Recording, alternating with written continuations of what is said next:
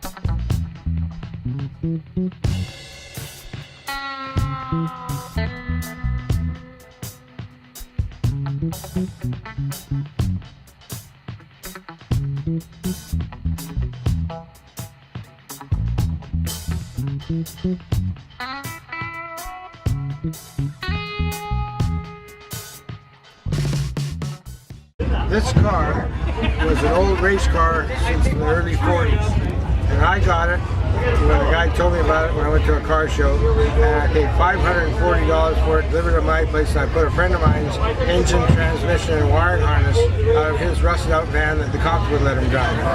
So I'm driving around. It's been the only car I've had on the road for the last 17 years. They race them with inline 6 cylinders with a single barrel carburetor, so it's not bad mileage. It's a really strong car, so I won't get hurt in it. And I've got lights on the wheels that turn with the wheels so I can see around corners. It's got a mirror here that's a huge wide mirror, and I've got convex mirrors on the side so I can see my rear tires when I'm backing into a curb. It's a good car for carrying lumber on. I've got expanded metal mesh racks that go on the side crash bars for carrying cement bags and shovels and stuff. This seat slides over. This seat here goes in here with a seat belt, so it can carry 2 up front, it can carry 2 in the rumble seat with seat belts, and there's a convertible top in the rumble seat.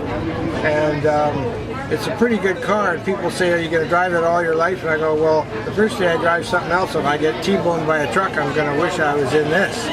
So it's a good old car, it didn't cost much, and it puts smiles on people's faces when I see it. There are memorable moments, some of them we don't want to talk about. Others, when you have a car for a long period of time, like this one, things will happen to you on the road. I've taken it long distance, but the most common thing, like I say, is that it puts smiles on people's faces, and that's what I like driving. I drilled a hole on here and put a lens in, 2 lenses in here, so that when I turn I can see right around, tight around the corner. I've got powerful backup lights. These are 140 watt lights, and then I got my cataracts fixed, and so I can really see.